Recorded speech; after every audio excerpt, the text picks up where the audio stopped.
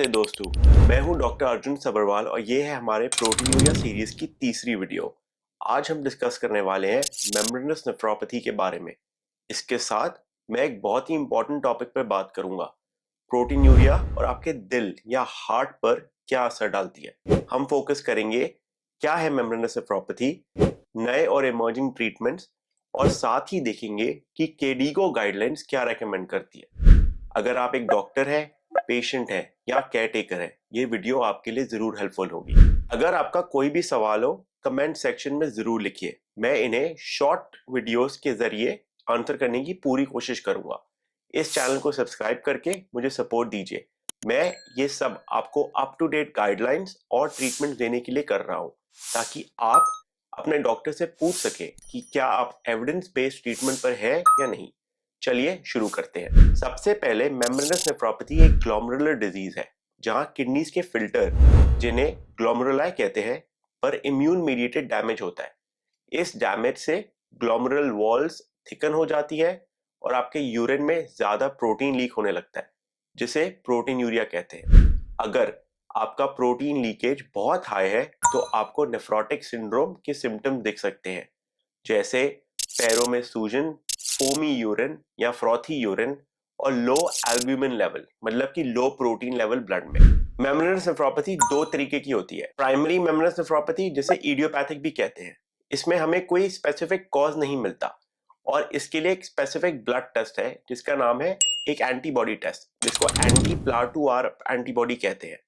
और ये बहुत स्पेसिफिक है इन पेशेंट्स में जिनको प्राइमरी मेम्ब्रेनस नेफ्रोपैथी है। इसका मतलब ये है कि आपका इम्यून सिस्टम कुछ स्पेसिफिक एंटीबॉडीज बना देता है जो किडनीज के ग्लोमेरुलाई को अटैक कर देती है। ये एंटीबॉडी इतनी स्पेसिफिक है कि हमें डायग्नोसिस के लिए बायोप्सी की भी जरूरत नहीं है। अब बात करते हैं सेकेंडरी मेम्ब्रेनस नेफ्रोपैथी। किसी दूसरी बीमारी की वजह से ये होती है, जैसे कि लूपस हो गया, हेपेटाइटिस बी या सी, एचआईवी या फिर कुछ स्पेसिफिक कैंसर्स।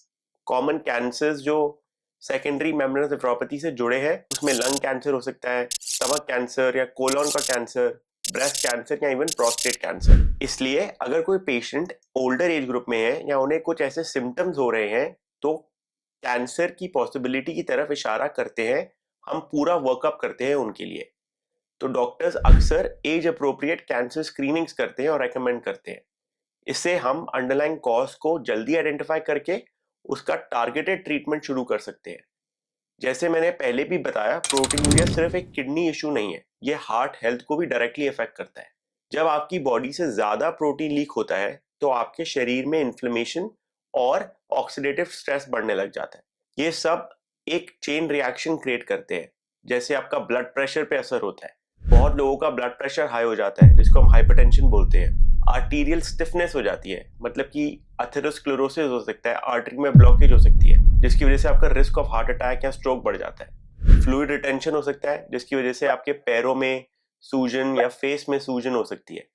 और दिल पर भी ज्यादा जोर पड़ता है। अगर दिल पे ज्यादा जोर पड़ेगा तो आपका कार्डियोवास्कुलर रिस्क भी बढ़ जाता है। कई रिसर्च स्टडीज ने ये दिखाया है कि लोगों में अगर क्रॉनिक प्रोटीनूरिया हो तो उनमें कार्डियोवास्कुलर डिजीज का रिस्क सिग्निफिकेंटली हाई होता है, इवन अगर उनका ब्लड प्रेशर या कोलेस्ट्रॉल लेवल्स बॉर्डरलाइन ही हो। इसलिए अगर आप मेम्ब्रेनस नेफ्रोपैथी से सफर कर रहे हैं तो ब्लड प्रेशर को कंट्रोल में रखना विद एस इनहिबिटर्स या एआरबीज से बहुत फर्क पड़ता है। दूसरी चीज है लिपिड प्रोफाइल, कोलेस्ट्रॉल, ट्राइग्लिसराइड, इनको चेक करते रहना और जरूरी पड़ जाता है अगर आपको प्रोटीनूरिया है, और मेडिकेशन की भी जरूरत पड़ती है अगर ये बड़े हो। रेगुलर कार्डियोवास्कुलर चेकअप जैसे ईसीजी कराना, हार्ट का एको कराना, ये भी जरूरी है। और हेल्दी लाइफस्टाइल पे तो जरूर ध्यान रखिए।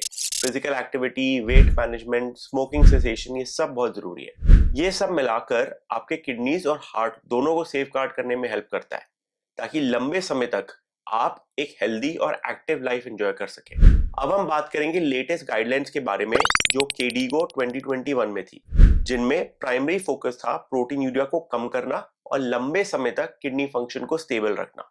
साथ ही हार्ट हेल्थ पर भी काफी फोकस दिया गया, क्योंकि हमें पता है प्रोटीनूरिया से आपका कार्डियोवास्कुलर रिस्क बढ़ता है। इन गाइडलाइंस के हिसाब से अगर आप मेम्ब्रेनस नेफ्रोपैथी से सफर कर रहे हो तो ट्रीटमेंट के प्राइमरी गोल्स होते हैं ये। पहला, प्रोटीनूरिया को कंट्रोल करने के लिए दूसरा किडनी फंक्शन प्रिजर्व करना और तीसरा कार्डियोवास्कुलर रिस्क फैक्टर्स जैसे ब्लड प्रेशर, कोलेस्ट्रॉल पर नजर रखना। अगर हम ट्रीटमेंट ऑप्शंस की बात करें तो फर्स्ट लाइन ट्रीटमेंट आता है रिटक्सिमैब। ये एक एंटी CD20 मोनोक्लोनल एंटीबॉडी है जो बी सेल्स को टारगेट करती है और उनसे एसोसिएटेड एंटीबॉडी प्रोडक्शन को कम करने में मदद करती है। कई क्लिनिकल ट्रायल्स ने सजेस्ट किया है कि रिटक्सिमैब से रेमिशन अचीव हो सकता है और आपको स्टेरॉइड के साइड इफेक्ट्स भी नहीं मिलते इस दवाई से। दूसरी दवाई है कैल्सिन्यूरिन इनहिबिटर्स जैसे कि साइक्लोस्पोरिन और टैक्रोलिमस। अगर आपकी प्रोटीनूरिया सिवियर है, स्पेशली जब आप स्टेरॉइड रेजिस्टेंट हो या स्टेरॉइड के साइड इफेक्ट्स नहीं टॉलरेट कर सकते, तो कैल्सिन्यूरिन इनहिबिटर्स को शॉर्ट या मीडियम टर्म्स में दिया जाता है। तीसरी चीज है साइक्लोफॉस्फेमाइड प्लस स्टेरॉइड्स। ये रेजिमेंट थोड़ा पुराना है लेकिन हाई रिस्क और सिवियर डिजीज वालों के लिए अभी भी इफेक्टिव है। इस कॉम्बिनेशन को यूज करते वक्त डॉक्टर साइड इफेक्ट्स जैसे bone marrow suppression, infection risk पर बहुत ध्यान रखते हैं। हम इसको पॉन्डिचेली रेजिम भी बोलते हैं और आप स्क्रीन पे इसको देख सकते हैं। अगर अगली चीज की बात करें तो सपोर्टिव केयर होता है, ये भी बहुत इंपॉर्टेंट है। एस इनहिबिटर्स और एंजियोटेंसिन रिसेप्टर ब्लॉकर्स आपके ब्लड प्रेशर और प्रोटीनूरिया दोनों को कंट्रोल करने के लिए बहुत हेल्पफुल होते हैं। डायोरेटिक्स जैसे डायटोर, अगर आपको एडीमा है या सूजन ज्यादा हो रही है तो फ्लूइड ओवरलोड मैनेज करने के लिए डायोरेटिक्स यूज किए जाते हैं। डाइटरी मॉडिफिकेशन में लो सॉल्ट इनटेक आपके ब्लड प्रेशर को कंट्रोल में रखने में मदद करता है और adequate but not excessive protein intake kidney पर अननेसेसरी लोड कम कर देती है। ये सब मिलाकर आपकी ओवरऑल हेल्थ और दिल दोनों को सपोर्ट करते हैं। अगर हम ट्रीटमेंट रिस्पॉन्स की बात करें तो KDIGO गाइडलाइंस में ये भी एम्फेसाइज किया गया है कि अगर आपका मेम्ब्रेनस नेफ्रोपैथी में एंटी प्लाटू-R पॉजिटिव है तो आपके एंटी प्लाटू एंटीबॉडी टाइटर्स को मॉनिटरिंग टूल के रूप में यूज किया जा सकता है। मतलब अगर आपको रिटक्सिमैब या कोई इम्यूनोसप्रेसिव थेरेपी दी गई है तो आपके एंटीबॉडी लेवल्स धीरे धीरे कम हो रहे हैं या नहीं, ये देखकर हमें पता चल सकता है कि ट्रीटमेंट रिस्पॉन्स हो रहा है नहीं हो रहा। अगर एंटी प्लाटू टाइटर घटने लगे तो ये अच्छा साइन है कि आप रिमिशन की तरफ जा रहे हैं और मैं रिमिशन के बारे में आगे भी बात करूंगा, चाहे आपका प्रोटीनूरिया अभी हाई क्यों ना हो। अगर टाइटर जैसे कि तैसे ही रहे हैं या बढ़ने लगे तो डॉक्टर आपका ट्रीटमेंट रेजिमेंट मॉडिफाई या एस्केलेट भी कर सकते हैं। इस तरह हम प्रोटीन लीक को कम करके साथ साथ एंटीबॉडी टाइटर्स भी ट्रैक करते हैं जो दोनों मिलकर आपकी ओवरऑल डिजीज स्टेटस और मैनेजमेंट सक्सेस का पता देते हैं। KDIGO 2021 गाइडलाइंस हमें ये आउटलाइन देती है कि हमें रिस्क स्ट्रैटिफिकेशन करनी चाहिए प्रोटीन यूरिया लेवल्स पे, किडनी फंक्शन पे और एंटीबॉडी लेवल्स पे, जैसे एंटी प्लाटू एंटीबॉडीज के बेसिस पर, और फिर डिसाइड करना चाहिए कि आपको कितना एग्रेसिव ट्रीटमेंट देना है। आप स्क्रीन पे देख सकते हैं कि KDIGO ये बोलता है कि हमें लो रिस्क, मीडियम रिस्क और हाई और वेरी हाई रिस्क पे क्लासिफाई करना चाहिए और सबका ट्रीटमेंट अलग है। अगर हम टारगेटेड ट्रीटमेंट्स की बात करें तो ये हाई रिस्क पेशेंट्स या बहुत ज्यादा proteinuria, rapid decline in kidney function को दिया जाता है जिसमें स्ट्रॉन्ग इम्यूनोसप्रेसिव थेरेपी है। अब आती बात मॉनिटरिंग। हर 3 से 6 महीने पर लैब्स मतलब कि प्रोटीनूरिया, क्रिएटिनिन, एंटीबॉडी टाइटर चेक किया जाना चाहिए ताकि ट्रीटमेंट रिस्पॉन्स और साइड इफेक्ट्स दोनों ट्रैक किए जा सके। अगर हम सेकेंडरी मेम्ब्रेनस नेफ्रोपैथी की बात करें तो पहले अंडरलाइंग कॉज को ट्रीट करा जाना चाहिए, फॉर एग्जांपल हेपेटाइटिस बी या सी, लूपस या कैंसर, और तब जाके अपने आप प्रोटीनूरिया या मेम्ब्रेनस नेफ्रोपैथी सेकेंडरी कॉजेस की वजह से ठीक हो जाता है। मेम्ब्रेनस नेफ्रोपैथी के बारे में क्लासिक टीचिंग है जिससे हम 1/3 रूल कहते हैं। रफली इस रूल के हिसाब से 1/3 पेशेंट्स में डिजीज अपने आप ही स्पॉन्टेनियसली इंप्रूव हो जाती है और प्रोटीनूरिया कम हो जाता है। बाकी 1/3 पेशेंट्स में कंडीशन स्टेबल रहती है, बहुत ज्यादा इंप्रूव नहीं होती लेकिन इतनी बिगड़ती भी नहीं है। लास्ट के 1/3 पेशेंट हैं जिसमें डिजीज प्रोग्रेस बहुत जल्दी करती है और उनको किडनी फंक्शन लॉस भी हो जाता है और डायलिसिस या ट्रांसप्लांट की जरूरत पड़ती है। हालांकि ये एक सिंप्लीफाइड अप्रोच है और हर पेशेंट का क्लिनिकल कोर्स अलग होता है। ट्रीटमेंट के नए ऑप्शन जैसे रिटक्सिमैब और बेटर सपोर्टिव केयर के साथ हम इन आउटकम्स को बेटर ट्रैक और मॉडिफाई कर सकते हैं। लेकिन 1/3 रूल एक ब्रॉड अंदाजा दे देता है आपको कि मेम्ब्रेनस नेफ्रोपैथी कैसे प्रोग्रेस कर सकता है। अब बात करते हैं उन सवालों के बारे में जो पेशेंट्स हमसे पूछते हैं। पहली चीज है रिमिशन। मेम्ब्रेनस नेफ्रोपैथी में कई लोगों को पार्शियल या कंप्लीट रिमिशन मिल सकता है, यानी प्रोटीनूरिया सिग्निफिकेंटली कम हो जाना। कुछ केसेस में तो बिना इम्यूनोसप्रेसिव थेरेपी के अपने आप ठीक हो जाता है, अराउंड 20 to 30% पेशेंट्स में। लेकिन एग्रेसिव डिजीज में इम्यूनोसप्रेशन बहुत इंपॉर्टेंट हो जाता है। रिलैप्स का मतलब वापस आ जाना, ये भी पॉसिबल है। इवन अगर आप रिमिशन में चले गए, कुछ लोग कई महीने या सालों बाद वापस रिलैप्स कर जाते हैं। इस टाइम पर डॉक्टर्स फुल एवेल्युएशन वापस करते हैं और आपको मेडिसिन KDIGO के हिसाब से देते हैं। डायलिसिस की अगर बात करें क्या सभी मेम्ब्रेनस नेफ्रोपैथी पेशेंट को डायलिसिस की जरूरत है? नहीं, एक्चुअली सिर्फ उन्हीं पेशेंट को डायलिसिस की जरूरत है जिनका किडनी फंक्शन बहुत तेजी से गिर रहा है।